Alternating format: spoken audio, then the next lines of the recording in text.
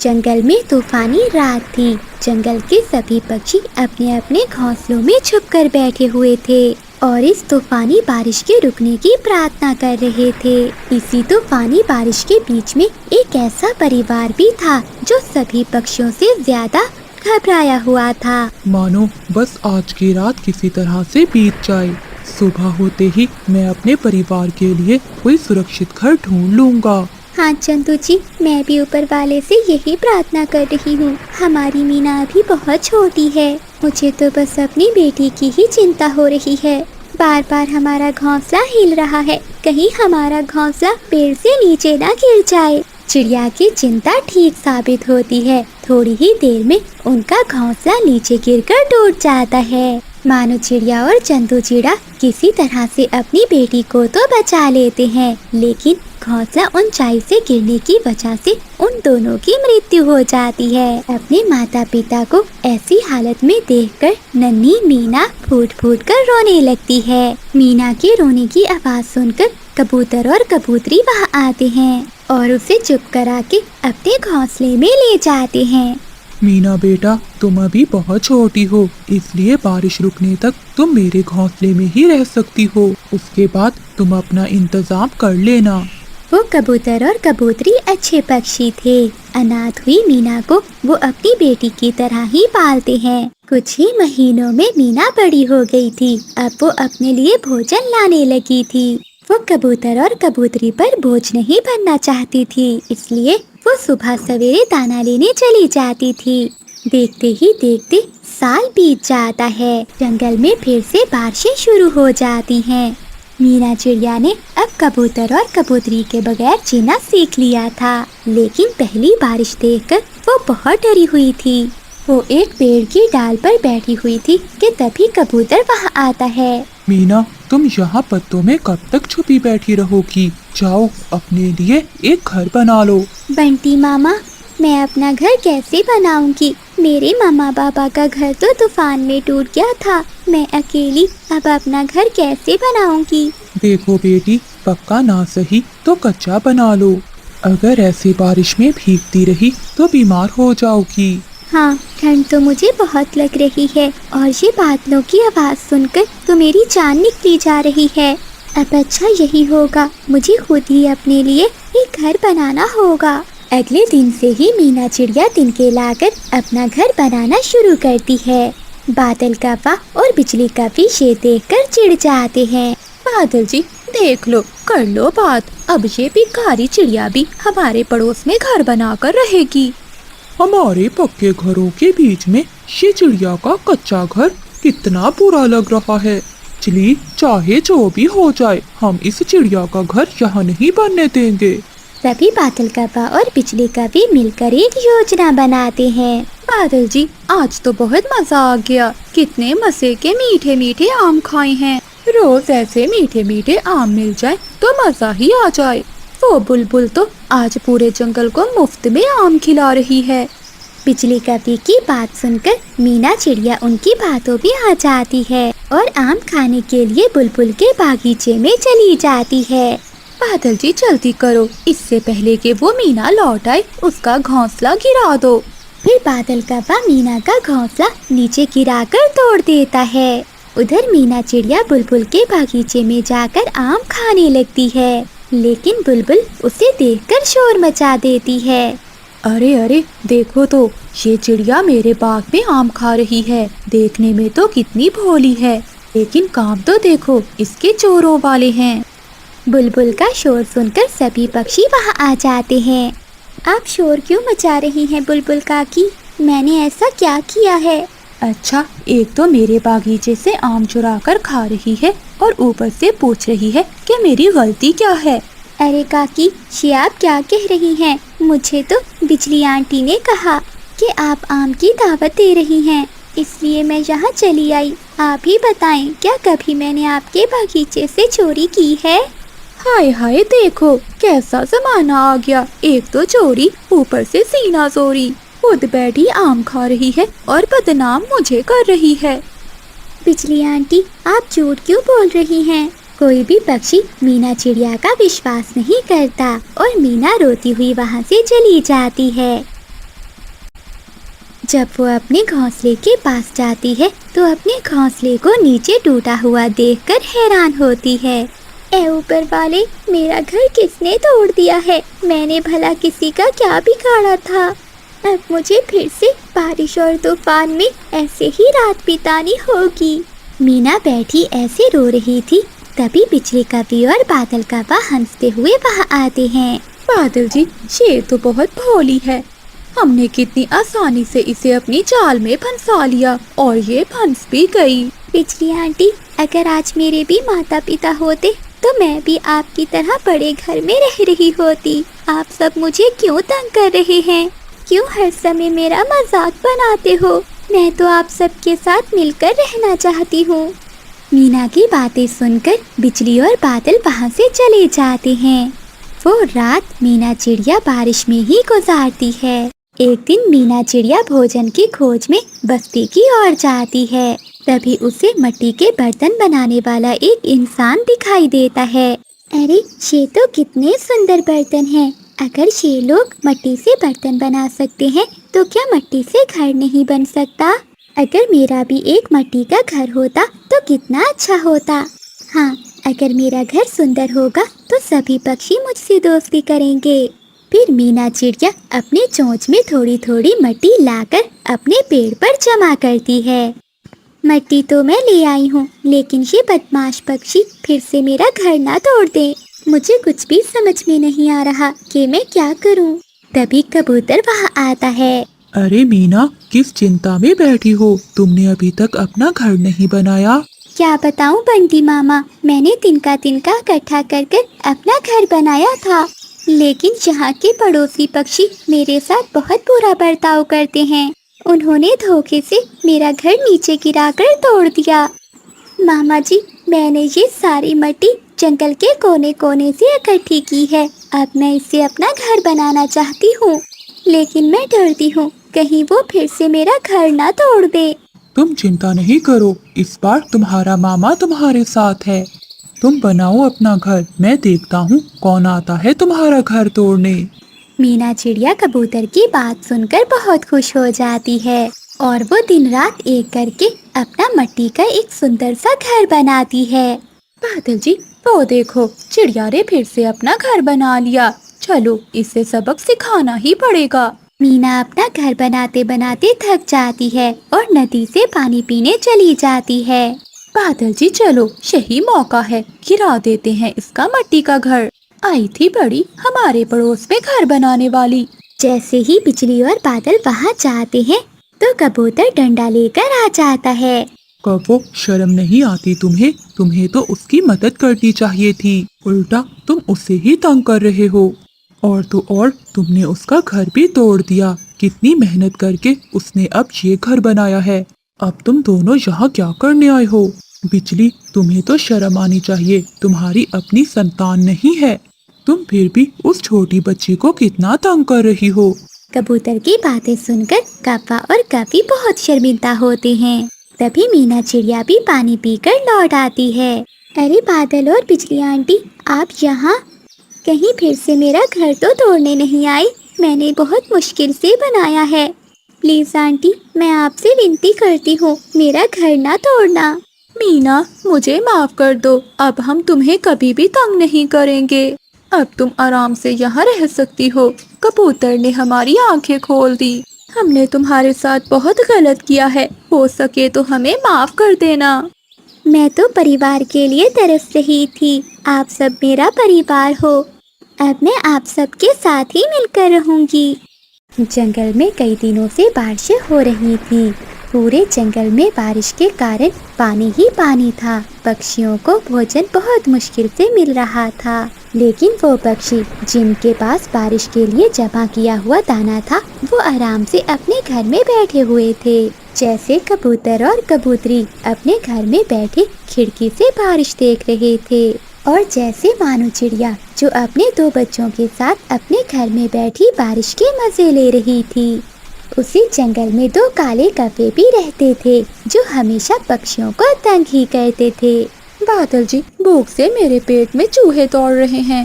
हाँ बिजली, मुझे भी बहुत भूख लगी हुई है, मेरे पेट में भी बहुत दर्द हो रहा है। बादल जी जाओ, वो बूढ़ी फाख्ता अपने घोंसले में अकेली ही बैठी होगी, जाओ उससे दाना छीन लाओ। नहीं नहीं बिजली, कल मैंने देखा था उस बूढ़ी फाख्ता ने अपने घोंसले में एक लाठी रखी हुई थी।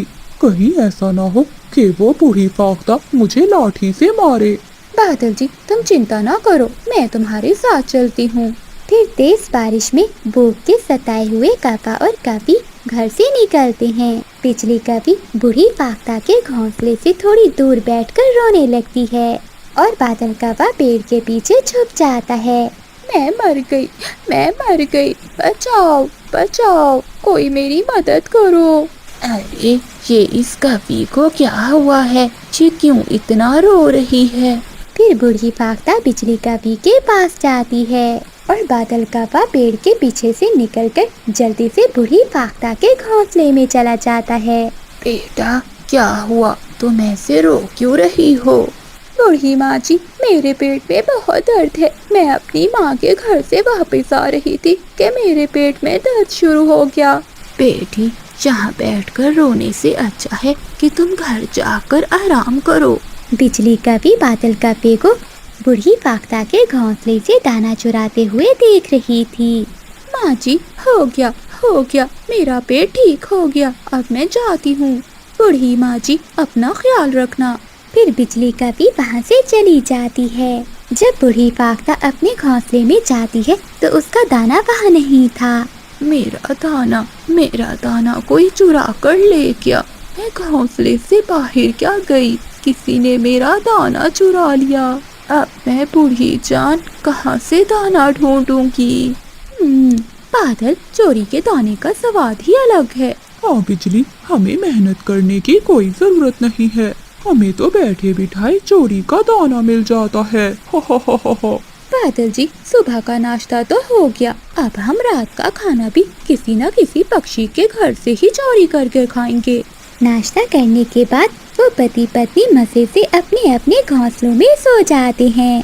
मम्मा, ये बारिश कब रुकेगी? मीना बेटी, बरसात का मौसम है, इन दिनों की बारिशें कई दिनों तक चलती हैं, लेकिन हमें कोई चिंता नहीं क्योंकि हमारे पास कई दिनों का दाना जमा है। मामा, लेकिन मैं सोच रहा हूँ कि जिन पक्षियों के घर में दाना नहीं है वो क्या कर रहे होंगे। हाँ मेरे बेटे, आप ठीक कह रहे हो, आप छाता ले जाओ और दाना भी, और अपनी बहना को साथ लेकर जाओ, जिस पक्षी के घर में दाना ना हुआ उसे दे आना। फिर वो बहन भाई अपने घर से निकलते हैं। वो सबसे पहले चीकू तोते के घर जाते हैं। अंकल, आपके पास दाना है? हाँ मीना बेटी, हमारे पास दाना है, तुम ऐसा करो बूढ़ी फाख्ता को दे आओ, वो भूखी है। फिर वो दोनों बहन भाई उड़ते हैं और सीधा बूढ़ी फाख्ता के पास जाते हैं। माँ जी, क्या आपके पास दाना है? नहीं बेटे, मैं तो भूखी हूँ, भूख से मेरा बुरा हाल है। जो दाना मेरे घोंसले में था वो कोई चुरा कर ले गया। माँ जी, आप ये दाना रखें, मम्मा ने भेजा है। बच्चों, आपका बहुत बहुत धन्यवाद।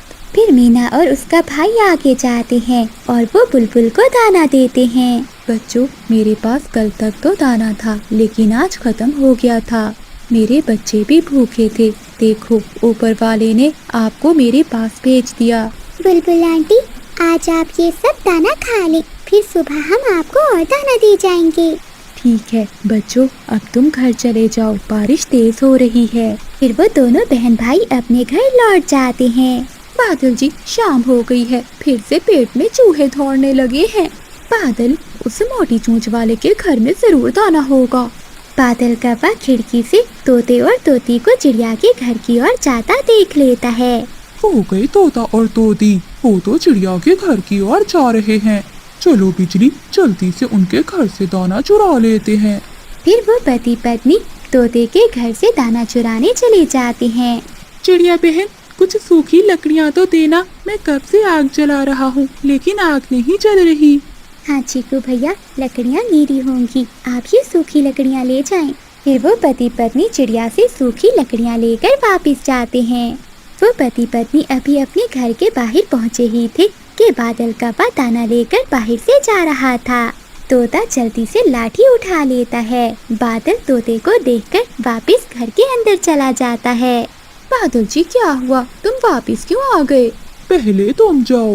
बिजली कभी जैसे ही तोते का दाना चुराकर घर से बाहर निकलती है तो सामने से तोता और तोती बिजली कभी की खूब पिटाई करते हैं। बादल कौवा मौका पाकर वहाँ से भाग जाता है। बादल जी मुझे यूं छोड़कर मत जाओ, मुझे बचाओ।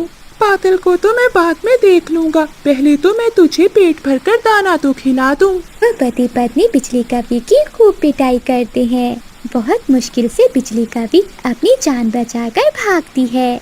जब बिजली कभी घर जाती है तो बादल कौवा बिजली को देखकर अलमारी के पीछे छुप जाता है, क्योंकि बादल कभी को मालूम था कि अब वो बिजली कभी से बच नहीं पाएगा।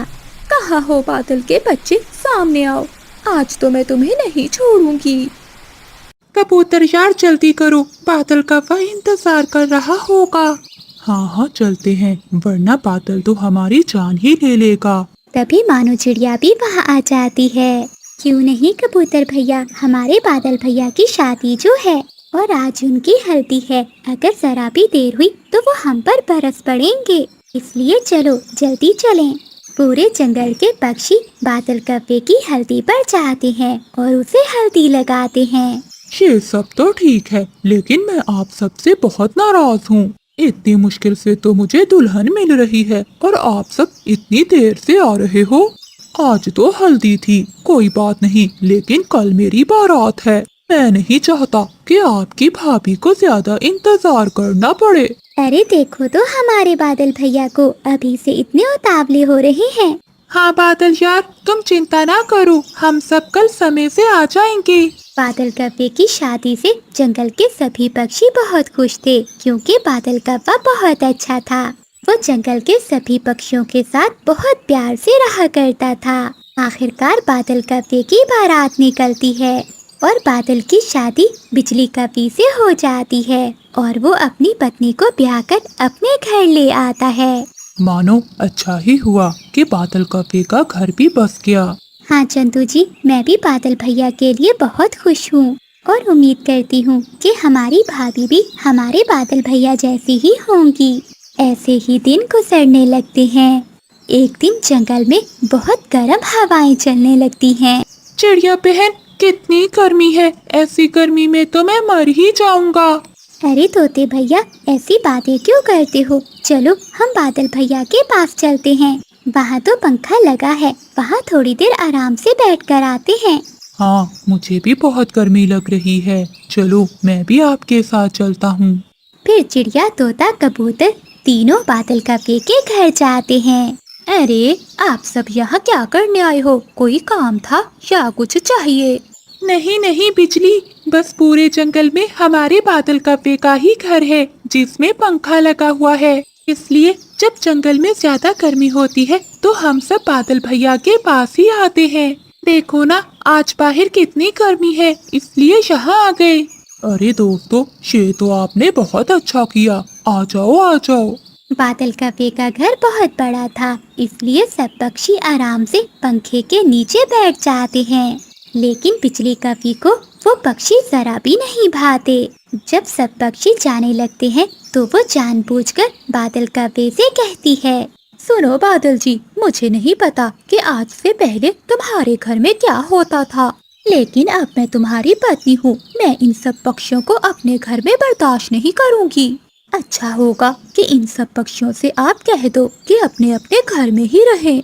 अरे ऐसा क्यों कह रही हो बिजली, ये सब तो मेरे दोस्त हैं और याद रखो कि मुसीबत में दोस्त ही काम आते हैं। ये सब मैं नहीं जानती, लेकिन आज के बाद ये पक्षी मुझे यहाँ नजर नहीं आने चाहिए। वो तीनों पक्षी घर के बाहर खड़ी सारी बातें सुन रहे थे। अगले दिन कबूतर मानो चिड़िया के घर जाता है। चिड़िया बहन, क्या हुआ तुम्हें? तभी तोता भी वहाँ आ जाता है। अरे क्या हुआ कबूतर, क्यों इतना चिल्ला रहे हो? और ये चिड़िया को क्या हुआ है? चीकू जल्दी से जाओ और उल्लू वैद जी को बुला कर लाओ। फिर चीकू तोता जाता है और उल्लू वैद जी को लेकर आता है। चिंता की कोई बात नहीं है, बल्कि खुशखबरी है, चिड़िया माँ बनने वाली है। चंदू चिड़ा कहाँ है? वो तो काम के लिए बाहर गया हुआ है। ये तो खुशखबरी की बात है, मैं अभी पूरे जंगल में मिठाई खिलाता हूँ। फिर तोता चिड़िया की माँ बनने की खुशी में पूरे जंगल में मिठाई बांटता है। तोता मिठाई लेकर कौवों के घर जाता है। अरे तोते यार, आ जाओ, अंदर आ जाओ। अंदर से बिजली कौवी बोलती है। अरे बादल जी, जाने दो उसे, आ जाओ, ठंडा ठंडा मैंगो शेक पी लो। तोता वहाँ से चला जाता है। अरे मेरा भी मैंगो शेक पीने का बहुत मन कर रहा है। अगर बादल होता तो वो मुझे जरूर देता। न जाने ये बिजली कहाँ से आ गई है। इससे अच्छा हमारे बादल कौवे की शादी ही ना होती। अब मैं मैंगो शेक कहाँ से पीऊं? हाँ, याद आया, बुलबुल के घर के बाहर आम का पेड़ है, वहीं जाता हूँ। चीकू तोता पास के जंगल में बुलबुल के पास जाता है। अरे वाह बुलबुल, तुम्हारे आम का पेड़ कितना बड़ा है और इसमें कितनी बड़ी खोखर भी है। बहुत शानदार है तुम्हारा आम का पेड़। इतने बड़े बड़े आम देखकर तो मजा ही आ गया। हाँ तोते भैया, ये मेरी दिन रात मेहनत का नतीजा है। तोते भैया, आज आप इतने दिनों के बाद यहाँ कैसे आ गए? बुलबुल बहन, वो मेरा मैंगो शेक पीने का मन हुआ, इसलिए तुम्हारे पास चला आया। हाँ हाँ, क्यों नहीं, मैंने अभी अभी बनाया है, चलिए मैं आपको देती हूँ।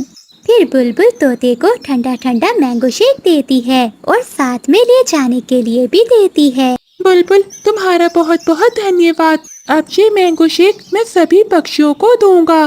तुम देखना, वो सब भी बहुत खुश हो जाएंगे। चीकू तोता वो मैंगो शेक लेकर सीधा चिड़िया के घर जाता है, जहाँ कबूतर भी बैठा हुआ था। अरे कबूतर यार, तुम यहाँ क्या कर रहे हो? तोते, उल्लू वैद जी ने कहा है कि चिड़िया को अकेला नहीं छोड़ना। ठीक है कबूतर, शेलू, ये ठंडा ठंडा मैंगो शेक पियो। मैं ये मैंगो शेक बुलबुल से लेकर आया हूँ। फिर वो सभी पक्षी मजे मजे से मैंगो शेक पीते हैं। कबूतर और तोता वापिस अपने घर को चले जाते हैं। शाम को जंगल में तेज हवाएं चलना शुरू हो जाती हैं और आसमान पर गहरे बादल छा जाते हैं। अरे मौसम तो कितना खराब हो रहा है, लगता है आज की रात बहुत तेज बारिश होने वाली है।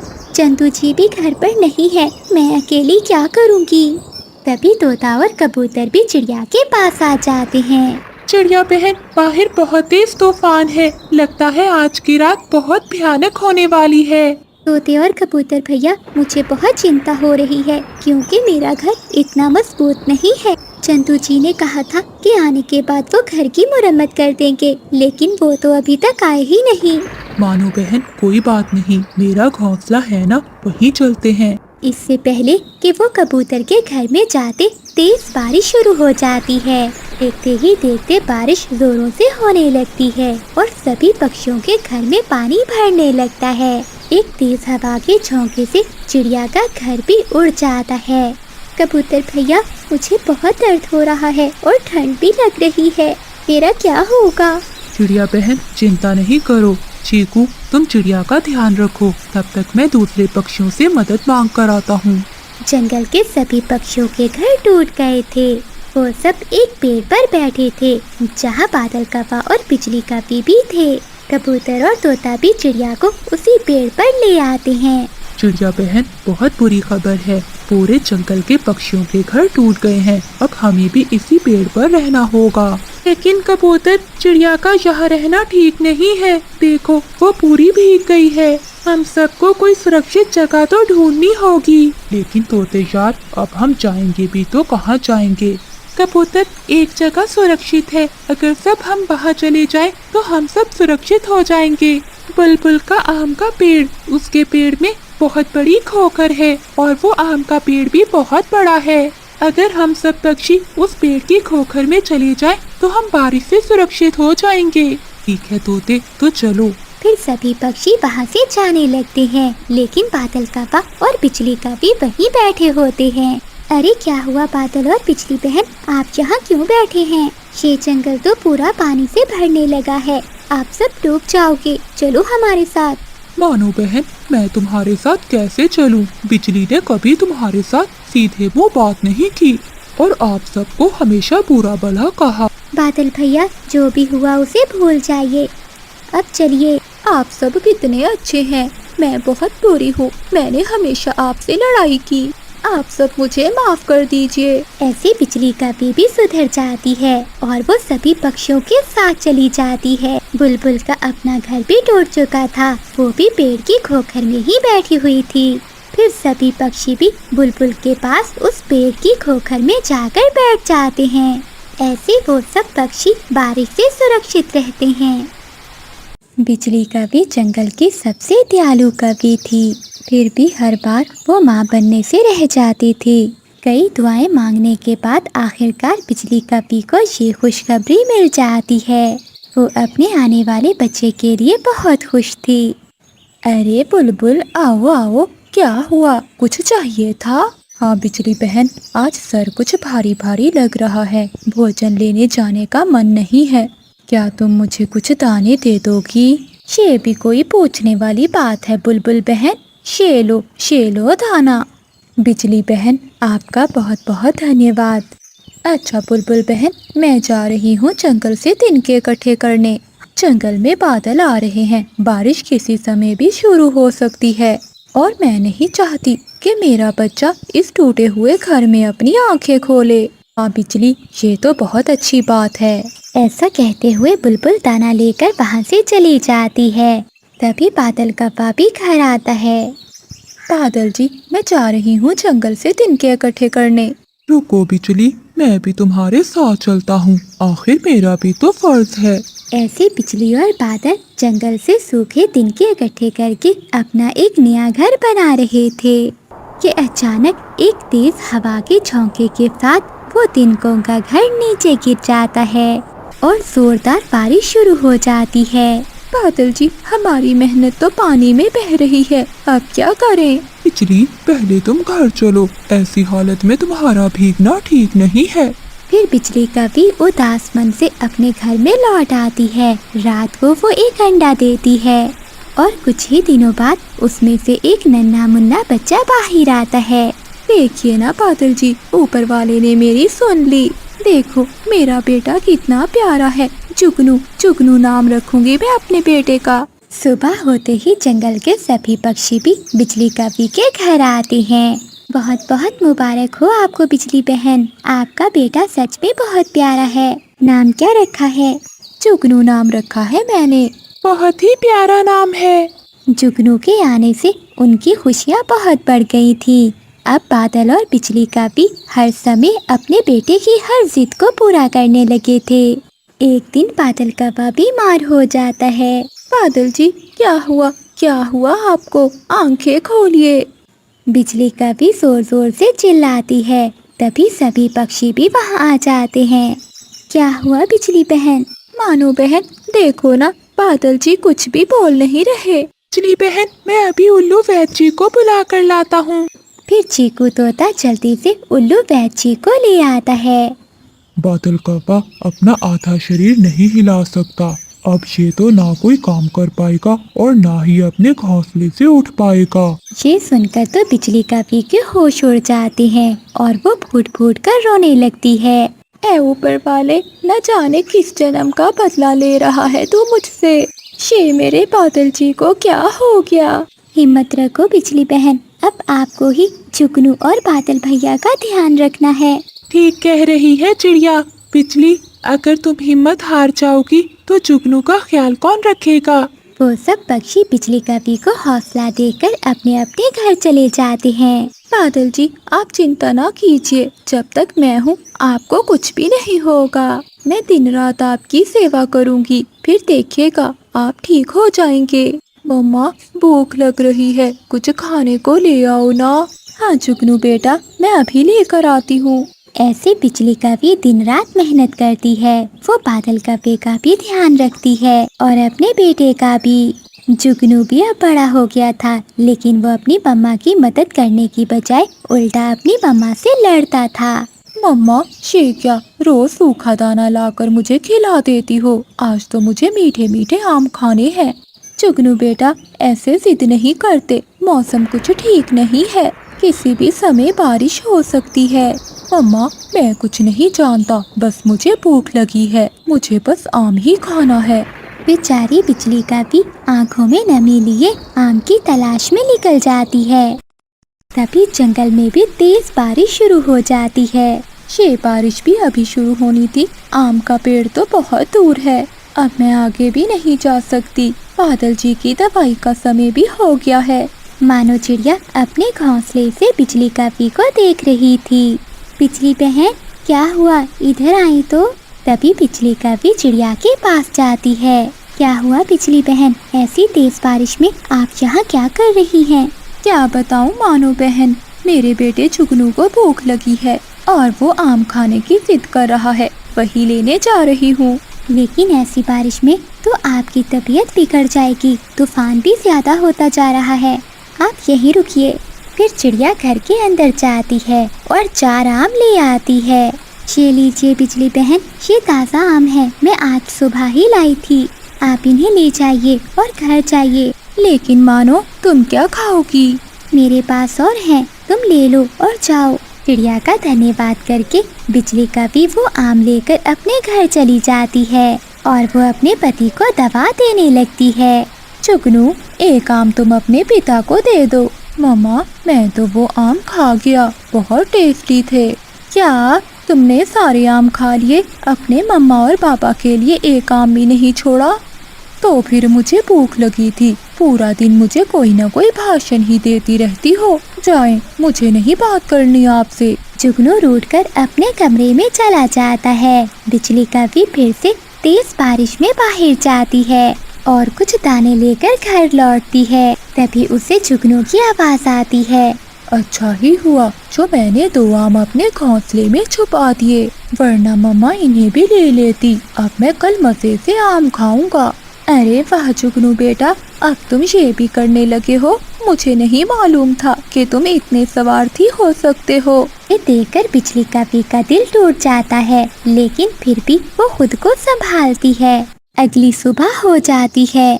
जुगनू बेटा, हमारे जंगल में अब बारिशें और तूफान रहने वाला है, इसलिए तुम मेरे साथ मेरा नया घर बनाने में मेरी मदद करो। देखो ना, हमारे घोंसले की हालत कितनी बुरी है। क्या मम्मा, पिछले साल भी आपने यही कहा था, कुछ हुआ क्या? उल्टा जंगल में सबसे मजबूत हमारा ही घर था। तुम चिंता नहीं करो, कुछ भी नहीं होगा। जुगनू बेटा, अपनी माँ की बात सुन लिया करो। मैं तुमसे कह रही हूँ ना कि ये घोंसला ठीक नहीं है, हमें दूसरा घर बनाना होगा और तुम्हें मेरी मदद करनी होगी। नहीं, मुझे कोई काम नहीं करना, मैं जा रहा हूँ अपने कमरे में। अपने बेटे की ऐसी बातें सुनकर बादल का बाप बहुत दुखी होता है। शाम को जंगल में तेज बारिश शुरू हो जाती है। बादल जी, बहुत तेज तूफान है, अगर ऐसी ही बारिश होती रही तो हमारे घर का क्या होगा? मम्मा, आसपास के कई पेड़ टूट गए हैं और घोंसले भी गिर गए हैं, अब हमारा क्या होगा? अब तुम्हें समझ में आ रहा है जुगनू, जब मैंने कल कहा था कि मेरे साथ मदद करो, लेकिन नहीं, तुमने मेरी एक बात ना सुनी। मम्मा, अब मुझे लेक्चर ना दो, कुछ सोचो। अब कुछ नहीं हो सकता, शांति से बैठे रहो। वो ऐसे चिंता में बैठे हुए थे कि तभी एक हवा का तेज झोंका आता है और उनके घर की छत गिर जाती है। मम्मा, हमारे घोंसले में तो पानी आ रहा है, मुझे तो बहुत ठंड लग रही है और डर भी। और देखिए ना, बाबा भी सर्दी से कांप रहे हैं, ना जाने किस जन्म का फल मिल रहा है मुझे। बादल जी, आप ठीक तो है ना? बादल का बाप पूरी तरह से ठंड से कांप रहा था। चलो जुगनू, मेरी मदद करो अपने पापा को उठाने में। लेकिन मम्मा, हम जाएंगे कहाँ? हम किसी पेड़ की डाल पर जाकर बैठ जाते हैं। फिर जुगनू और बिजली का भी बादल का पे को लेकर एक पेड़ की डाल पर जाकर बैठ जाते हैं, जहाँ पानी बहुत कम आ रहा था। वहीं मानो चिड़िया और चीकू तोता उन्हें देख रहे थे। अरे बिजली बहन, तुम सब बाहर क्या कर रहे हो? यहाँ बाहर रहना सुरक्षित नहीं है। हमारे घर की छत टूट गई है। अरे बिजली बहन, तो हमें क्यों नहीं बताया? जल्दी से मेरे घर में आ जाओ। फिर बिजली का भी अपने पति और बेटे को लेकर चिड़िया के घर में जाती है। तोते और चिड़िया, तुम्हारा बहुत बहुत धन्यवाद। अगर तुम दोनों ना होते तो आज शायद हम बारिश में ही मर जाते। अगले दिन बिजली का भी ठंड के कारण मर जाती है। मम्मा, ये सब मेरी गलती है, मैंने आपको कभी नहीं समझा। एक बार वापस आ जाओ ना मम्मी। इस तरह बिजली का भी चली जाती है। लेकिन जुगनू काका अब सुधर गया था। वो ना सिर्फ दिन भर काम करता था बल्कि अपने पिता का भी ध्यान रखता था। मम्मा, आप जहाँ भी हो, देखिए बाबा ठीक हो रहे हैं। काश आप भी हमारे साथ होती। ऊपर वाले का दिया सब है, घर है, भोजन है, लेकिन संतान के बिना ये सब किस काम का। मानो तुम ऐसे मन थोड़ा ना किया करो। अगर ऊपर वाले की इच्छा हुई तो वो हमें संतान जरूर देगा। और फिर तुम देखना, तुम उनसे खेला करोगी और मैं उन्हें अपने साथ बाहर घुमाने लेकर जाया करूँगा। न जाने चंदू जी वो दिन कब आएगा। चलो मानो, अब भोजन की खोज में चलते हैं। मुझे तो बहुत भूख लगी हुई है। फिर वो दोनों पति पत्नी भोजन की खोज पे चले जाते हैं। अरियोई बांझ चिड़िया, तुम हमसे जरा दूर ही रहा करो, कहीं तुम्हारा साया पड़ने से हमारे अंडे खराब ना हो जाएं। ऊपर वाले से डरो बिजली, इतना गरूर अच्छा नहीं है। अच्छा मानो, क्यों ना गरूर करूं। पूरे 5 बेटे हैं मेरे और एक बेटी। पूरे 6 बच्चों की माँ हूँ। और तुम ऐसी दुर्भाग्य हो, जिस पेड़ पर भी अपना घोंसला बनाती हो वो पेड़ ही सूख जाता है।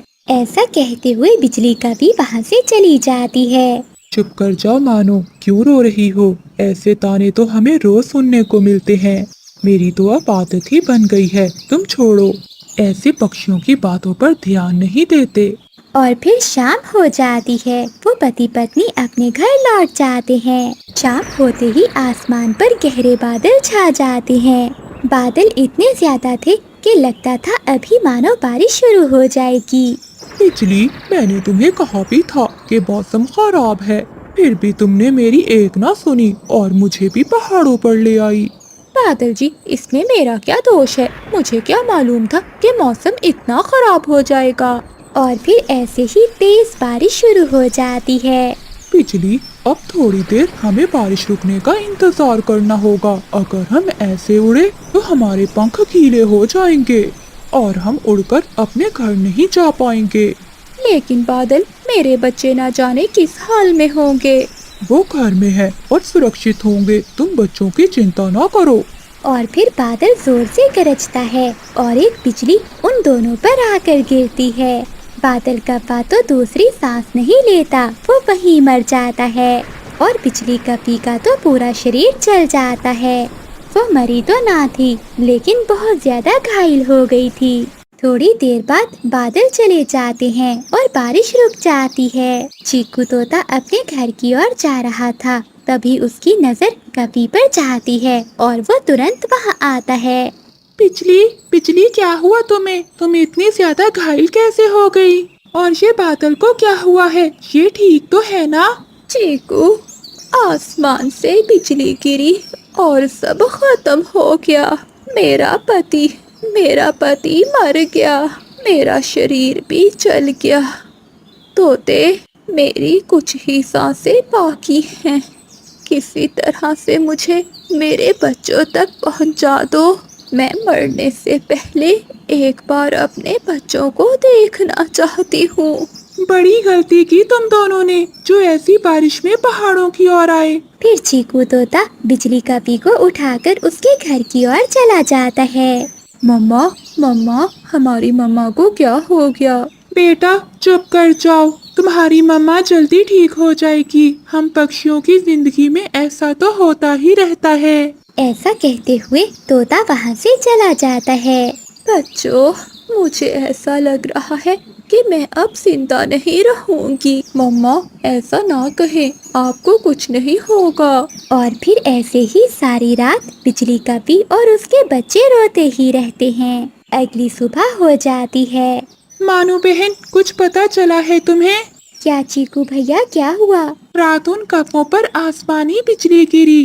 कौवा तो वहीं मर गया, लेकिन बिजली का भी बहुत घायल थी। मैं रात को उसे उसके घर छोड़ आया था। ये तो बहुत बुरा हुआ चीकू भैया, उसके तो छोटे छोटे बच्चे हैं। वो बच्चे तो अपने मामा पापा के बिना रह भी नहीं सकते। चलो चीकू भैया, हम अभी चलते हैं। फिर तोता और चिड़िया बिजली का पी के घर की ओर चले जाते हैं। मुझे तो चीकू भैया ने बताया है। बादल भैया का सुनकर बहुत दुख हुआ। आनो बहन, मेरे बच्चों का क्या बनेगा? ऊपर वाला सब अच्छा करेगा, तुम जल्दी ठीक हो जाओगी। मानो बहन, मुझे माफ कर दो। मैंने हमेशा तुमसे लड़ाई की और कभी कोई अच्छा काम नहीं किया। ये सब मुझे मेरे किए की सजा मिली है। और फिर ऐसा कहते हुए बिजली का भी मर जाती है और बंटी कबूतर भी वहाँ आ जाता है। अब कैसी है बिजली? बिजली तो मर गई, दोनों ही पति पत्नी मर गए बेचारे। ये तो बहुत बुरा हुआ। मम्मा, आप बोल क्यों नहीं रही हो? मम्मा, बात करो हमसे। चिड़िया बहन, अब इन बच्चों का क्या होगा? इनकी रक्षा कौन करेगा? अब हमें ही मिलजुल कर कुछ सोचना होगा इन बच्चों का। मेरा घर तो छोटा है और मैं रहता भी अकेला हूँ। मैं तो इन बच्चों को भोजन नहीं ला कर दे सकता। मेरे पहले ही 3 बच्चे हैं, अगर ये बच्चे आ गए तो मैं इन्हें संभाल नहीं पाऊंगा। आप दोनों इन बच्चों की चिंता ना करो, मैं इन्हें अपने घर ले जाऊंगी। मैं पालूंगी इन सबको। चिड़िया बहन, क्या तुम्हारा पति मान जाएगा? मेरा पति मेरी हर बात मानता है। फिर चिड़िया बिजली के बच्चों को लेकर अपने घर चली जाती है।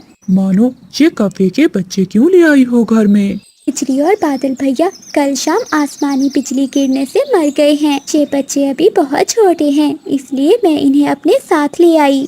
ये तुमने बहुत अच्छा किया। हम इन बच्चों को अपने बच्चों की तरह ही पालेंगे।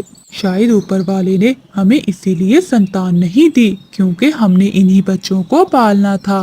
मानो, तुम बच्चों के पास ही बैठो, मैं इनके लिए भोजन लेकर आता हूँ। ऐसे ही कई दिन और रात गुजरते गए। अब वो बच्चे बड़े हो गए थे। अब वो अपने माता पिता के लिए भोजन भी ढूंढ कर लाते थे। वो सब मिलकर एक परिवार की तरह हंसी खुशी जीवन बिताते हैं। जंगल में तेज हवाएं चल रही थीं और बारिश भी शुरू होने वाली थी। अपने तिनकों के घोंसले में बैठी हुई मानो चिड़िया भी बारिश को लेकर बहुत चिंतित थी। बादल तो बढ़ते ही जा रहे हैं, हमें अपना घर सुरक्षित बना लेना चाहिए। क्या पता कि किस समय बारिश शुरू हो जाए। ऐसा करती हूँ कि चीकू भैया के पास जाती हूँ और हम सब दोस्त मिलकर अपने लिए एक सुरक्षित घर बना लेते हैं। फिर चिड़िया चीकू तोते की ओर जाती है। चिड़िया बहन, मैं और कबूतर आपकी तरफ ही आ रहे थे। अब जल्दी से चलो, अपने लिए एक सुरक्षित घर बनाने के लिए मजबूत लकड़ियाँ ले आते हैं।